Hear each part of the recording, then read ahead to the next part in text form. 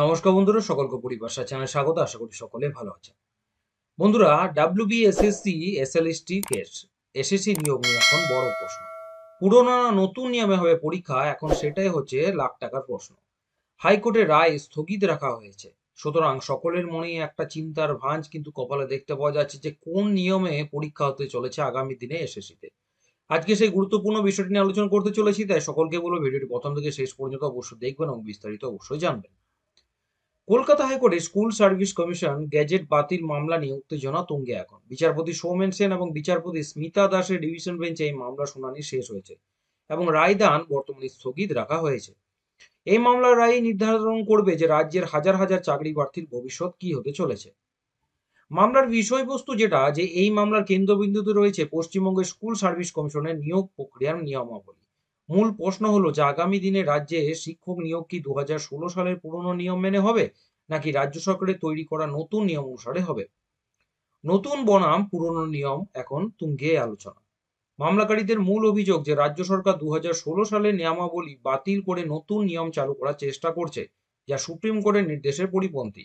তাদের দাবি যে শীর্ষ আদালত পুরনো নিয়মেই নিয়োগ প্রক্রিয়া সম্পন্ন করার নির্দেশ দিয়েছিল। মামলাকারীদের আরও প্রশ্ন, যেখানে 2016 সালের প্যানেল থেকেই বহু শূন্যপদ পূরণ করা সম্ভব, সেখানে নতুন করে নিয়োগ প্রক্রিয়া শুরু করার যৌক্তিকতা কি।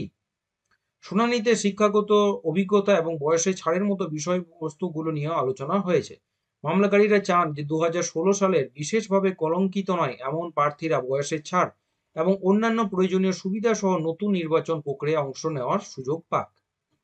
শুনানির সময় দুই পক্ষের মধ্যে তীব্র আইনি লড়াই দেখা যায়। মামলাকারীদের পক্ষে যে যুক্তিগুলো রাখা হয়েছে সেগুলি হলো যে মামলাকারীদের আইনজীবী গোপা বিশ্বাস আদালতে জানান যে তাদের প্রধান বক্তব্য হলো নতুন নির্বাচন প্রক্রিয়াটি যেন 2016 সালের নিয়ম মেনেই তৈরি হয়। তিনি বলেন যে সুপ্রিম কোর্ট এবং হাইকোর্টের নির্দেশ অনুযায়ী বিশেষভাবে কলঙ্কিত নন এমন প্রার্থীদের 2016 সালের নিয়ম মেনেই সুযোগ দেওয়া উচিত। রাজ্য এবং এসএসসির যুক্তি, অন্য পক্ষে যেটা দেওয়া হয়েছে, যে রাজ্য সরকার এবং এসএসসি তরফে জানানো হয় যে নতুন নিয়ম তৈরি করার এবং সেই অনুযায়ী নিয়োগ প্রক্রিয়া চালানোর সম্পূর্ণ অধিকার রাজ্য সরকারের রয়েছে। তারা তাদের এই ক্ষমতারই প্রয়োগ করেছে। দিনভর শুনানি শেষে ডিভিশন বেঞ্চ এই মামলার রায়দান বর্তমানে স্থগিত রেখেছে। এখন সকলে নজর আদালতের রায়ের দিকে। এই রায় ঠিক করে দেবে রাজ্যের স্কুলগুলিতে আগামী দিনের শিক্ষক নিয়োগ কোন পথে এগোবে। মামলাকারী এবং চাকরি প্রার্থীরা আশা করছেন যে আদালত দ্রুত এই বিষয়ে সিদ্ধান্ত নেবে, কারণ নিয়োগ প্রক্রিয়ার সময়সীমা 21শে জুলাই পর্যন্ত বাড়ানো হয়েছে।